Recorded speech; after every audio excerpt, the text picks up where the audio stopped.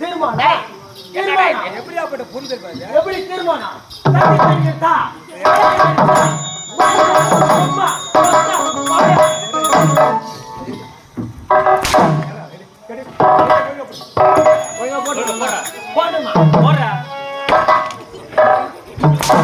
போட சொன்னா போடணும் அப்படியே போடுவாங்க கம்யூனிட்டி தலையில போடணுமா? ஆமாண்டா ஒழுங்கா ஒழுங்கா ஒழுங்கா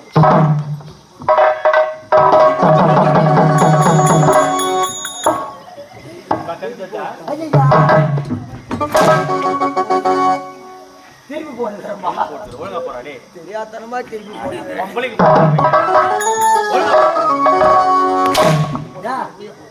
இன்னாத்துக்கா மழை வந்தா சார் அடிக்காம இருக்கான் அதுதான் அப்படி போறது போற ஏரியா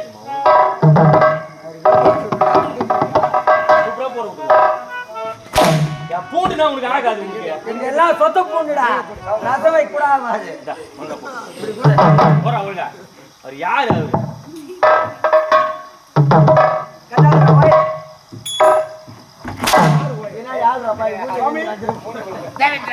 சொல்லுங்க சாமி. நாட்டத்தை பார்த்து மிக சந்தோஷமடைந்து விட்டது.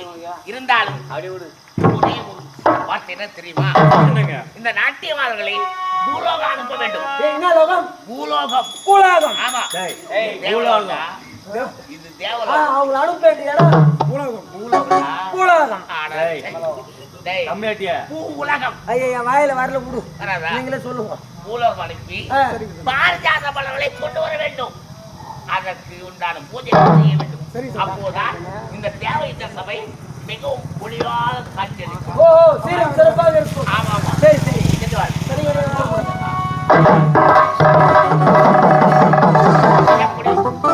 சுவாமி நான் எதனா தவறா பேசியிருந்தா நீதான் மண்ணை சேர்க்கணும்.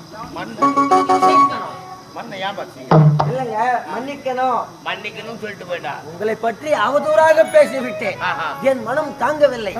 அதனால் உங்களை பற்றி ஒரு பாசுரம் ஒன்று பாடலாம் என என் மனதில் தோன்றியது. பாசுரமா? பாசுரம் பாடுயா?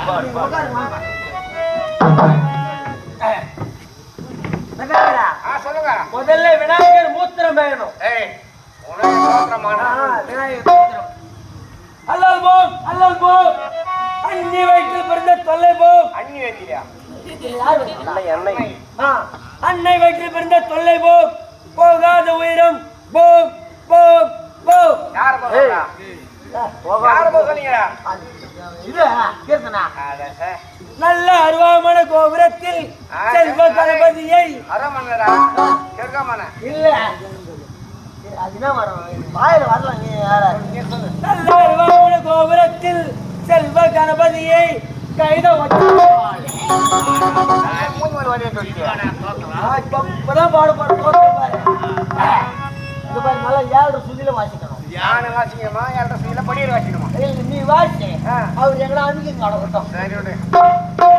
வீணை நாரதா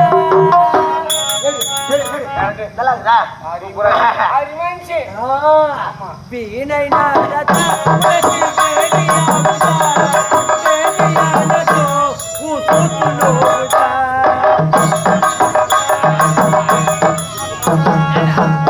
இதுவாடா பாடல அருமையான பாட்டு. அது என்ன வீணை நாரதா?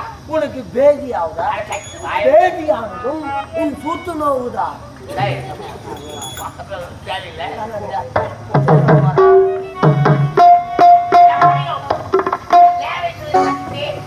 கழகத்துக்கு தகுந்த வழிபடி இருந்தாலும் மல்லிகாவில் கொண்டாடக்கூடிய மார்த்தாண்ட மன்னன் என் சிநேகிதன் நீண்ட நாட்களாகிவிட்டது. அவனை பார்த்து மல்லிகாவில் கோட்டைக்கு செல்ல வேண்டும். மார்த்தாண்ட மன்னனை பார்க்க வேண்டும்.